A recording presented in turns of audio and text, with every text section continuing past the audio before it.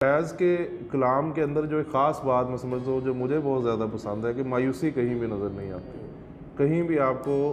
اس وقت بھی اگر ہم دیکھیں کہ ایک جبر کا ماحول ہے، خوف کے سائے ہیں اور ایک بدترین تشدد آپ کو ہر جگہ ہوتا نظر آتا ہے، اور جو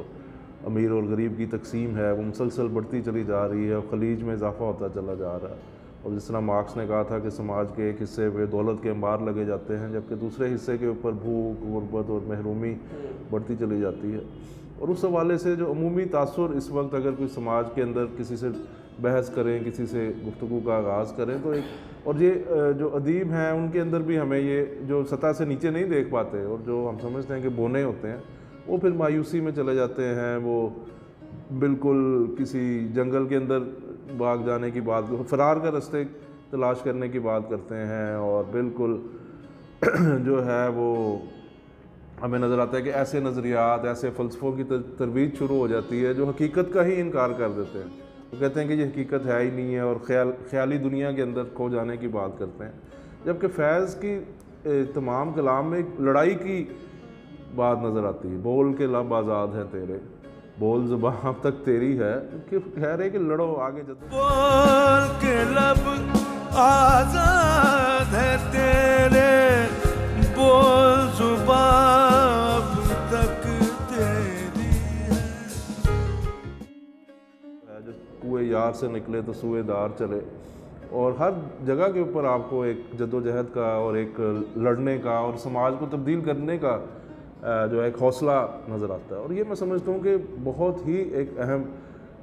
جو ہے، اور اس کے اندر کوئی وہ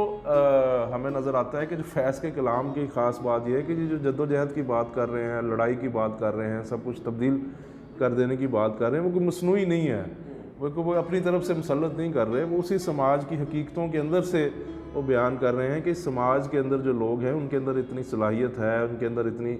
پوٹینشیل موجود ہے کہ وہ اس کو تبدیل کر سکتے ہیں، اس کو لڑ سکتے ہیں اور وہ اس کے خلاف ایک بغاوت کر سکتے ہیں. ہم دیکھیں گے جب تک گرائے جائیں گے، جب تاج اچھالے جائیں گے، اس میں کتنا یقین ہے. اب ظلم و ستم کے کوہ گراں روئی کی طرح اڑ جائیں گے، ہم محکوموں کے پاؤں تلے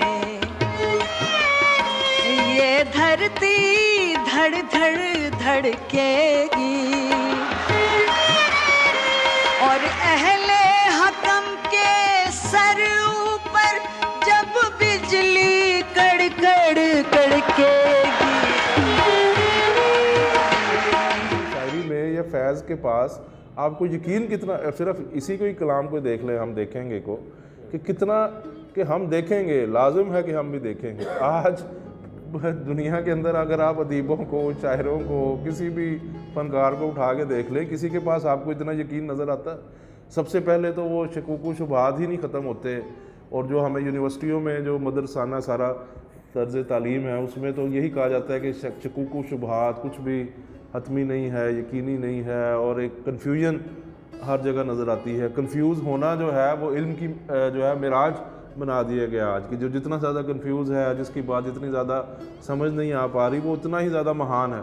لیکن فیض جو ہے وہ اس کے الٹا میں نظر آتا ہے کہ ایک یقین کے ساتھ، ایک بالکل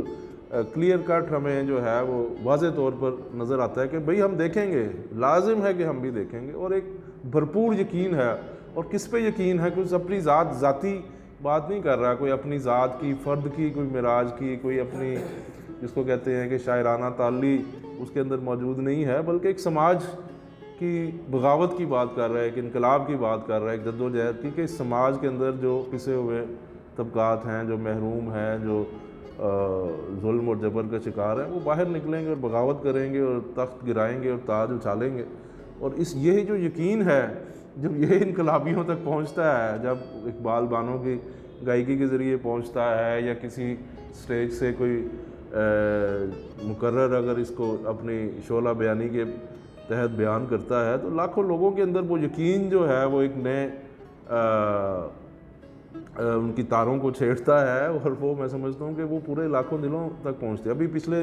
عرصے میں انڈیا میں مودی کے خلاف ایک بہت بڑی تحریک اسٹوڈنٹس کی ابھری تھی، جس میں JNU کے دلی کے اسٹوڈنٹس تھے، دلی یونیورسٹی کے اسٹوڈنٹس تھے، جامعہ کے اسٹوڈنٹس تھے، اور یہ جو گانا تھا ہم دیکھیں گے جس کے اندر عربی اور فارسی کے الفاظ زیادہ ہیں اور ہندی والوں کو شاید اتنا سمجھ میں نہیں آتے، لیکن اس کے باوجود یہ جو کلام تھا یہ ایک استعارہ بن گیا تھا بغاوت کا، مودی کے خلاف، اور طلبہ تحریک کا جو ہے وہ ایک نعرہ بن گیا۔ لازم ہے کہ ہم بھی دیکھیں گے، ہم دیکھیں گے وہ دن کے جس کا وعدہ ہے، ہم دیکھیں گے جو لاہے لکھا ہے، ہم دیکھیں گے جب ظلم و ستم کے کوہے گرا روئی کی طرح اڑ جائیں گے، گرائے جائیں گے جب، اور باقاعدہ انڈیا کی گورنمنٹ کو پابندی لگانی پڑی کیمپسز کے اندر کہ بھئی یہ کلام جو ہے اس کو بند کیا جائے یا اس پہ پابندی لگائی جائے۔ اسی طرح میں سمجھتا ہوں یہاں بھی زیادہ دور کے اندر